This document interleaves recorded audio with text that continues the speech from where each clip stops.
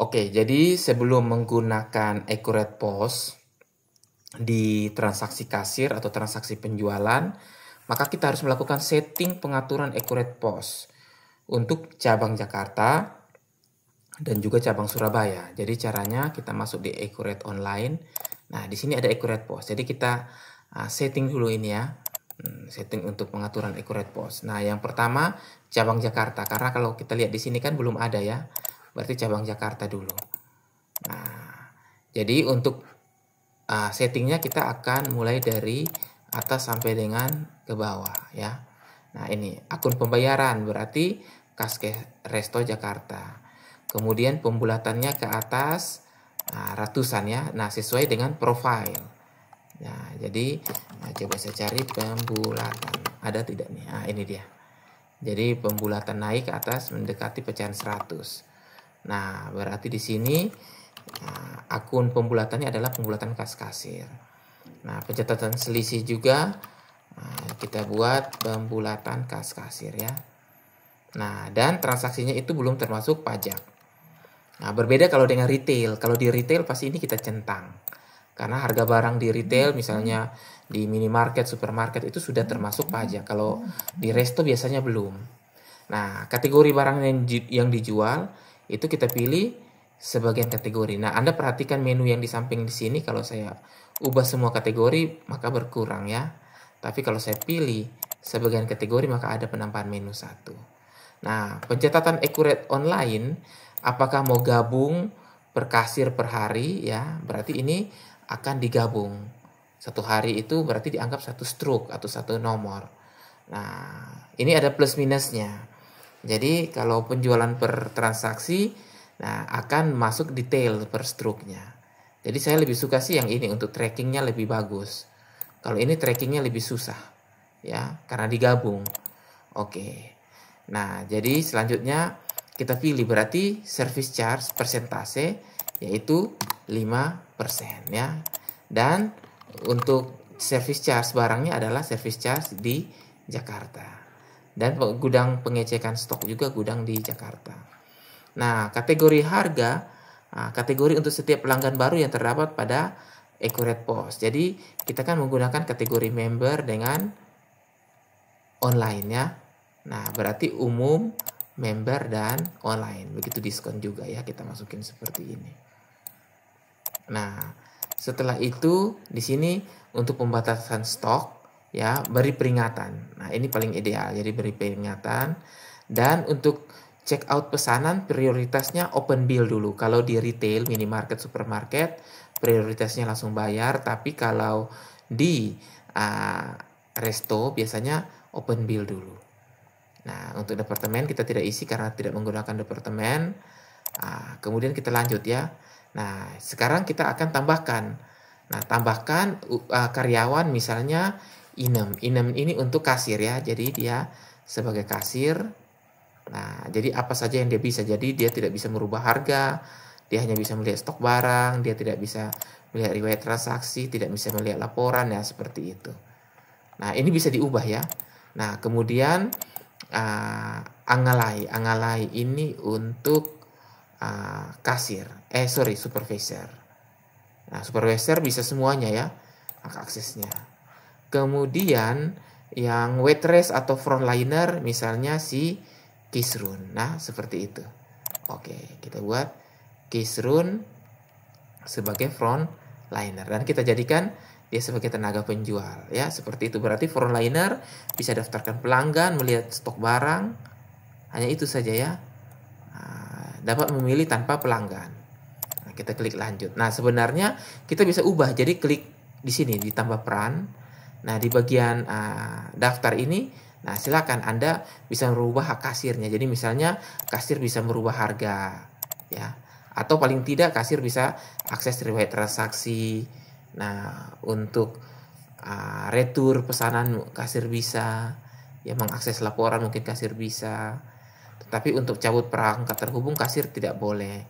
Melakukan konfigurasi juga tidak boleh. Mencatat biaya keluar oke, misalnya bisa ya. Nah, seperti itu, memberikan diskon. Nah, kalau sudah diubah ya, klik tutup ya. Nah, atau simpan ya, simpan seperti itu. Oke. Nah, kembali ke pengaturan pos, berarti akun pembayaran yang non tunai. Nah, kita bisa tambahkan. Misalnya di sini ada EDC BCA. Nah, berarti di sini kita tulis EDC BCA. Kita bisa tambahkan lagi misalnya QRIS. Nah, ini QRIS yang ini bisa terhubung secara otomatis. Tapi kalau QRIS manual yang tidak terhubung secara otomatis, kita pilih yang ini saja ya, non tunai lainnya. Berarti ini QRIS ya. Nah, QRIS BCA misalnya begitu. Nah, berarti di sini kita pilih QRIS. Nah, kalau ada yang lain, silahkan tambahkan, bisa ya. Nah, setelah itu ini kategori. Jadi karena tadi kita pilih kategorinya sebagian kategori, nah makanya kita akan memilih yang kategori-kategori apa saja yang dijual. Jadi misalnya kategori bahan baku kan kita tidak jual, jadi tidak akan muncul di pos. Ya, nah sekarang kita tidak perlu pilih yang bahan baku food. Nah, oke, kita pilih cas kartu ya. Nah, kita bisa pilih cas kartunya, gudangnya Jakarta, kemudian delivery charge-nya. Nah, kemudian kita masuk di menu-menunya ya. Misalnya event, gathering. Nah, ini tadi cukup banyak ya. Nah, terpaksa ini memang kita pilihnya satu persatu. Nah, tidak apa-apa, ini sebagai contoh biar komplit paket lebaran, bir. Nah, ini kita akan pilih ya paket lebaran, arti bir, choice of soft drink. Nah, ini sampai selesai.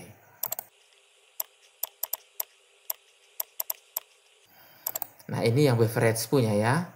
Nah, cold beverage ini masih yang beverage, kita belum masuk ke food. Nanti kita pilih juga foodnya.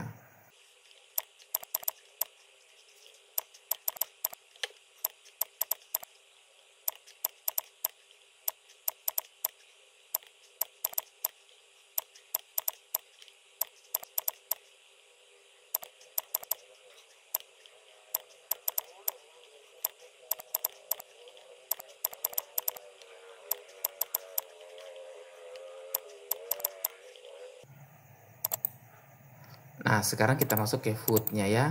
Jadi mulai dari additional, kemudian all day breakfast ya, ini untuk foodnya. Sudah 25 ya. Coba saya lihat di sini. Oke, all day breakfast.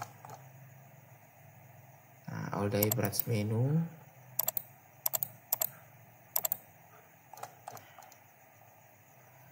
Appetizer and soup.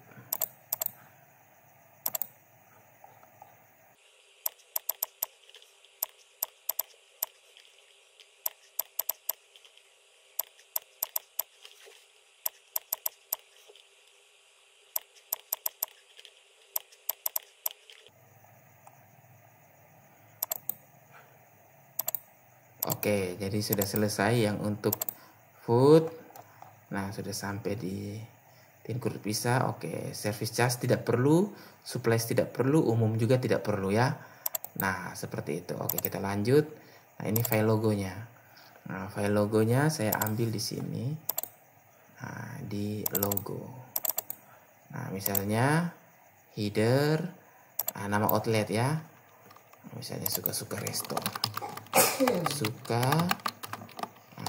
Suka resto cabang Jakarta, Kebun Jeruk misalnya, seperti itu. Oke, terima kasih atas kunjungan Anda. WhatsApp, saya masukin nomor saya, Instagram dan lain-lain. Nah, ini contohnya. Kemudian misalnya perangkat yang terhubung, misalnya 3 perangkat ya, perangkat waitress, frontliner, kasir, dan juga misalnya supervisor ya, seperti itu.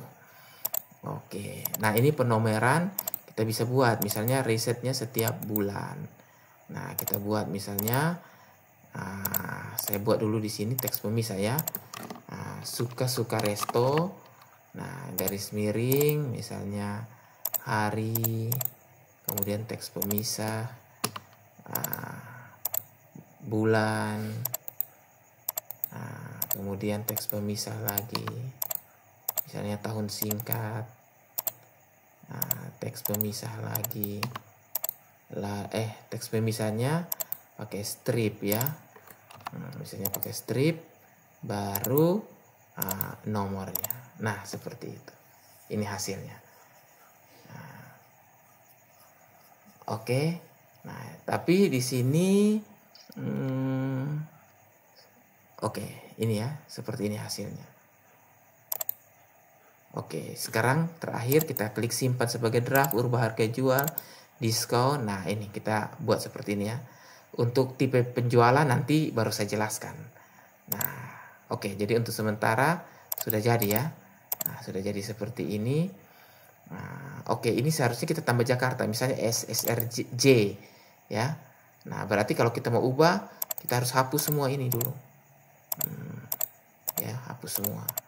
Oke, saya ubah saja. Misalnya untuk Jakarta, SSRJ Jakarta ya. Nah, garis miring. Nah, seperti itu. Nah, hari, kemudian teks pemisah. Bulan, teks pemisah. Kemudian tahun singkat. Nah, teks pemisah lagi. Saya buat seperti ini, baru nomor. Nomornya misalnya 5 digit dan reset setiap bulan. Nah, sorry, ini hari, ini nomor ya. Nah, seperti itu. Oke, terakhir yang ini. Simpan sebagai draft, ubah harga jual sesuai dengan hak akses peran karyawan, diskon juga sesuai hak akses peran karyawan. Nah, di sini kita save. Nah, berarti Jakarta. Nah, ini kita akan masukkan ke dalam Android ya, ke dalam Accurate POS Android berdasarkan kode outlet atau scan QR code. Oke. Nah, sekarang Jakarta sudah selesai, saya buat yang baru, yaitu cabang Surabaya. Nah, ini saya salin saja ya. Saya salin saja dari Jakarta, misalnya seperti itu. Oke, saya tutup dulu.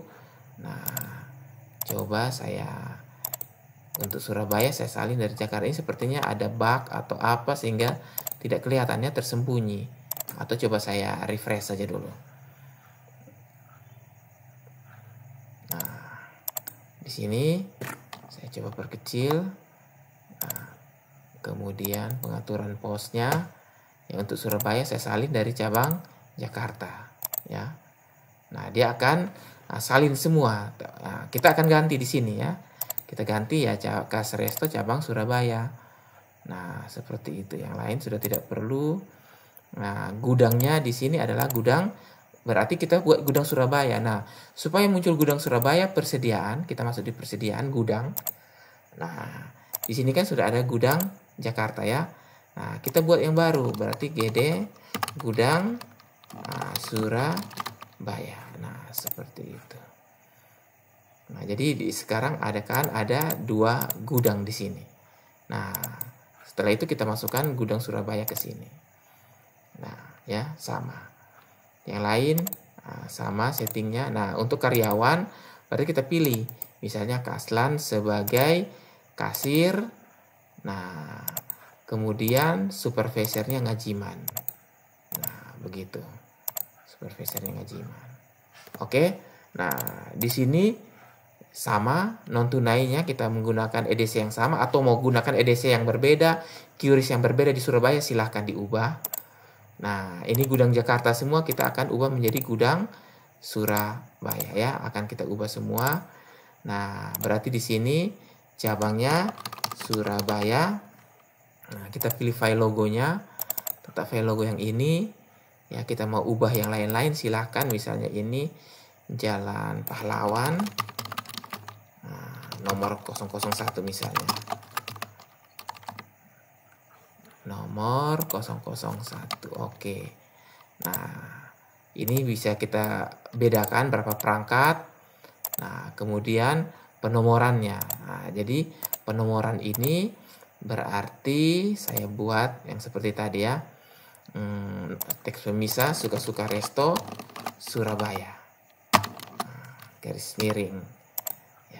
Seperti itu, berarti hari, teks pemisah.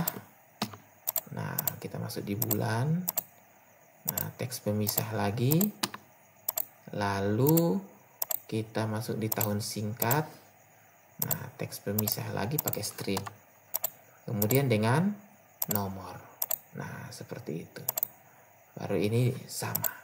Oke, berarti sekarang saya akan mengubah seluruh gudang Jakarta ini menjadi gudang Surabaya. Ada 35 ya.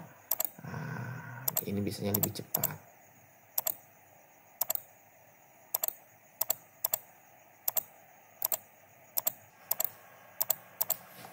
Nah, jika sudah selesai, nah kita tinggal save saja ya. Nah, kita tinggal save. Nah, kodenya berbeda dengan outlet Jakarta. Oke, nah sekarang berarti sampai sekarang atau sampai saat ini kita sudah berhasil untuk melakukan setting pengaturan accurate post cabang Jakarta dan Surabaya.